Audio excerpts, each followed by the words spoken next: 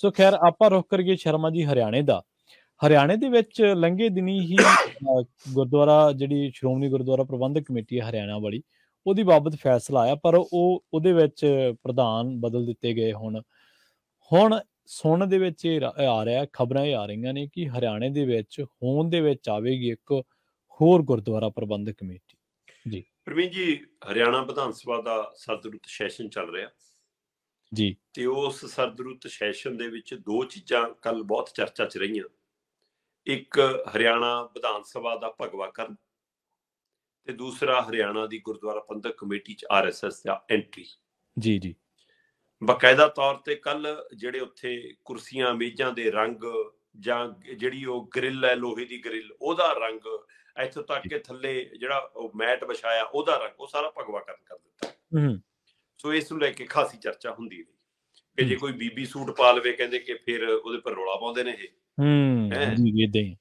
ਤੇ ਫਿਰ ਉਹ ਰੰਗ ਮਤਲਬ ਕਿ ਇਹਨਾਂ ਨੂੰ ਹੋਰ ਤਰ੍ਹਾਂ ਦਿਖਦਾ, ਜਦੋਂ ਕਿ ਅਸੀਂ ਉਸਦੇ ਹਮ ਹੀ ਨਹੀਂ ਗੇ ਕਿ ਇਹ ਜਿਹਾ ਪਹਿਰਾਵਾ ਜਾਂ ਇਹ ਜਿਹਾ ਢੰਗ ਤਰੀਕਾ ਜਾਂ ਇਹ ਜਿਹਾ ਕਲਚਰ ਫੈਲਾਉਣਾ ਚਾਹੀਦਾ। ਪਰ ਰੰਗ ਨੂੰ ਲੈ ਕੇ ਸਵਾਲ ਹੈ ਜਿਹੜਾ, ਹੈ ਨਾ, ਕਿ ਉਹ ਨਹੀਂ। ਪਰ ਦੂਸਰੇ ਪਾਸੇ ਕੱਲ ਉੱਥੇ ਵਿਰੋਧੀ ਪਾਰਟੀਆਂ ਨੇ ਜਾਂ ਕਹਿ ਲਈਏ ਕਾਂਗਰਸੀਆਂ ਨੇ ਜਾਂ ਕੁਝ ਹੋਰ ਮੈਂਬਰਾਂ ਨੇ ਇਹ ਸਵਾਲ ਵੀ ਖੜੇ ਕੀਤੇ ਕਿ ਹਰਿਆਣਾ ਗੁਰਦੁਆਰਾ ਪ੍ਰਬੰਧਕ ਕਮੇਟੀ ਦੇ ਨਾਂ ਦੇ ਉੱਤੇ ਉਹਦੇ ਵਿੱਚ ਬਕਾਇਦਾ RSS ਜਾਂ ਭਾਜਪਾ ਸਿੱਧੀ ਸ਼ਾਮਲ ਹੋ ਗਈ ਹੈ।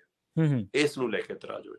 ਦੂਸਰੇ ਬਾਹਰ ਦਾਦੂਵਾਲ ਹੋਰੀ ਬਕਾਇਦਾ ਪ੍ਰੈਸ ਕਾਨਫਰੰਸ ਕਰਕੇ ਇਹ ਸਵਾਲ ਖੜੇ ਕਰਦੇ ਨੇ ਕਿ ਜੀ ਜਿਹੜਾ ਨਵਾਂ ਪ੍ਰਧਾਨ ਲਾਇਆ ਮਹੰਤ ਕਰਮਜੀਤ, ਉਹ ਤਾਂ ਜੀ ਮਤਲਬ ਮਹੰਤੇ ਸਾਬਤ ਹੋ ਰਿਹਾ ਜੀ, ਉਹ ਧਰਮ ਪ੍ਰਚਾਰ ਕਰਨ ਤੋਂ ਸਾਨੂੰ ਰੋਕ ਰਿਹਾ ਹੈ, ਉਹ ਸਾਡੀਆਂ ਸੰਸਥਾਵਾਂ ਨੂੰ ਪ੍ਰਚਾਰ ਕਰਨ ਤੋਂ ਰੋਕ ਰਿਹਾ, ਸਮਾਗਮ ਜਿਹੜੇ ਪਹਿਲਾਂ ਤੋਂ ਤੈਅ ਸੀ ਉਹਨੂੰ ਰੋਕਿਆ ਜਾ ਰਿਹਾ। ਸੋ ਇਹ ਧੱਕੇਸ਼ਾਹੀ ਅਸੀਂ ਬਰਦਾਸ਼ਤ ਨਹੀਂ ਕਰਾਂਗੇ।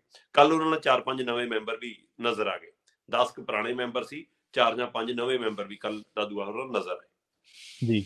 ਨਲਵੀ ਹੋਰਾਂ ਦੀ ਨਾਰਾਜ਼ਗੀ ਆਪਾਂ ਪਹਿਲਾਂ ਵੀ ਜ਼ਿਕਰ ਕਰ ਚੁੱਕੇ ਹਾਂ। ਦਾਦੂਵਾਲ ਹੋਰਾਂ ਦਾ ਆਪਾਂ ਉਹ ਕਿੱਸਾ ਆਪਾਂ ਸਾਂਝਾ ਕਰ ਚੁੱਕੇ ਹਾਂ ਕਿ ਕਿਵੇਂ ਕਮੇਟੀ ਚੋਂ ਜਦੋਂ ਪ੍ਰਧਾਨਗੀ ਚ ਨਾਂ ਨਹੀਂ ਆਇਆ ਤਾਂ ਉੱਠ ਕੇ ਬਾਹਰ ਆ ਗਏ ਸੀ। ਪਰ ਇੱਕ ਇਹਨਾਂ ਸਾਰਿਆਂ ਚ ਇੱਕ ਨਾਂ ਹੈ ਜਗਦੀਸ਼ ਸਿੰਘ ਝਿੰਡਾ ਜੀ ਜੀ। ਤੇ ਅੱਜ ਜੇਕਰ ਹਰਿਆਣਾ ਗੁਰਦੁਆਰਾ ਪ੍ਰਬੰਧਕ ਕਮੇਟੀ ਕਿਸੇ ਵੀ ਰੂਪ ਚ ਆਈ ਆ ਸਾਹਮਣੇ, ਤਾਂ ਉਹਦੇ ਪਿੱਛੇ ਝਿੰਡਾ ਦੀ ਵੀ ਬਹੁਤ ਵੱਡੀ ਦੇਣ।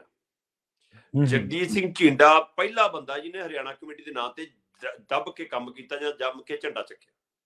ਬੇਸ਼ੱਕ ਉਸ ਨੂੰ ਹੁੱਡਾ ਦੇ ਕੋਟੇ ਚ ਪਾਇਆ ਜਾਂਦਾ ਕਿ ਉਹ ਕਾਂਗਰਸ ਵੱਲੋਂ ਥਾਪੜਾ ਸੀ, ਜਿਵੇਂ ਅੱਜ ਕੱਲ ਕਿਹਾ ਜਾਂਦਾ ਕਿ ਦਾਦੂਵਾਲ ਹੋਰਾਂ ਨੂੰ ਭਾਜਪਾ ਵੱਲੋਂ ਥਾਪੜਾ ਸੀ। ਸੋ ਉਵੇਂ ਝਿੰਡਾ ਨੂੰ ਕਹਿੰਦੇ ਕਿ ਉਧਰੋਂ ਥਾਪੜਾ ਸੀਗਾ ਤੇ ਹੁੱਡਾ ਦੇ ਕਹੇ ਤੇ ਉਹ ਸਾਰਾ ਕੁਛ ਹੋਇਆ।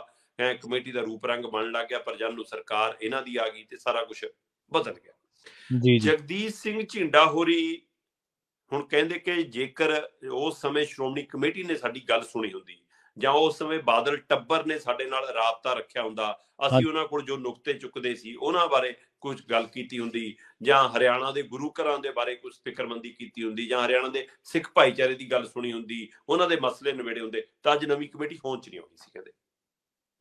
ਤੇ ਉਹਨਾਂ ਦੀ ਨਲਾਇਕੀ ਕਰਕੇ ਕਹਿੰਦੇ ਨਵੀਂ ਕਮੇਟੀ ਬਣੀ ਆ। ਤੇ ਪਰ ਹੁਣ ਨਵੀਂ ਕਮੇਟੀ ਹੈ ਜਿਹੜੀ ਕਹਿੰਦੇ ਇਹ ਸਰਕਾਰੀ ਹੋ ਗਈ, ਹੁਣ ਇਹ ਭਾਜਪਾਈ ਹੋ ਗਈ, ਕਿਉਂਕਿ ਝਿੰਡਾ ਸਾਹਿਬ ਕਹਿੰਦੇ ਕਿ ਸਾਨੂੰ ਤਾਂ ਸ਼ਾਮਲ ਹੀ ਨਹੀਂ ਕੀਤਾ। ਲੈ ਦੇ ਕੇ ਮਸਲਾ ਪ੍ਰਵੀਨ ਜੀ ਕੁਰਸੀਆਂ ਦਾ ਹੀ ਨਜ਼ਰ ਆਉਂਦਾ, ਲੈ ਦੇ ਕੇ ਮਾਮਲਾ ਗੋਲਕਾਂ ਦੀਆਂ ਚਾਬੀਆਂ ਸੰਭਾਲਣ ਦਾ ਹੀ ਨਜ਼ਰ ਆਉਂਦਾ, ਲੈ ਦੇ ਕੇ ਗੱਦੀਆਂ ਦਾ ਹੀ ਮਸਲਾ ਸਮਝ ਆਉਂਦਾ।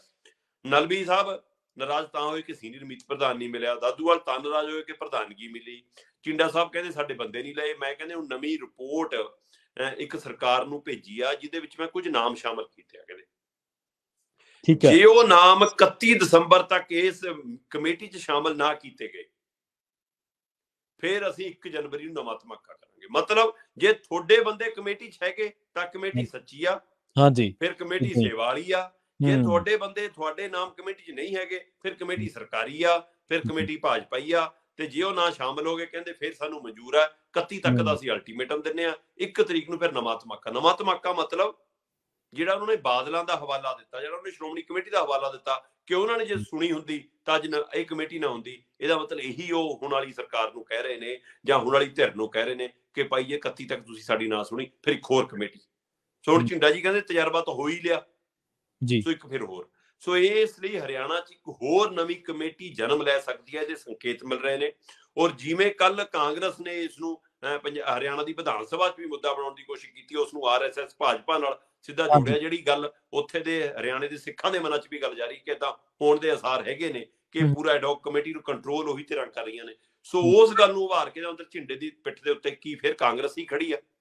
ਜਾਂ ਝਿੰਡਾ ਸੱਚਮੁੱਚ ਸਿੱਖ ਭਾਈਚਾਰੇ ਦੀ ਨੁਮਾਇੰਦਗੀ ਕਰ ਰਿਹਾ, ਜਾਂ ਫਿਰ ਇਹ ਹਰਿਆਣਾ ਦੀ ਸਰਕਾਰ ਨੂੰ ਡਰਾ ਕੇ ਧਮਕਾ ਕੇ ਆਪਣੇ ਬੰਦੇ ਐਡਜਸਟ ਕਰਾਉਣ ਦੀ ਕਵਾਇਦ ਹੈ। ਇਹ ਸਾਰਾ ਕੁਝ ਹੁਣ 31 ਦਸੰਬਰ ਤੱਕ ਇਹਦੇ ਪਰ ਨਜ਼ਰ ਰਹੇਗੀ, ਤੇ ਹੋ ਸਕਦਾ ਕਿ ਨਹੀਂ ਫਿਰ ਇੱਕ ਹੋਰ ਕਮੇਟੀ ਜਨਮ ਲੈਂਦੀ ਤੁਹਾਨੂੰ ਨਜ਼ਰ ਆ ਜਾਵੇ ਪ੍ਰਵੀਨ ਜੀ।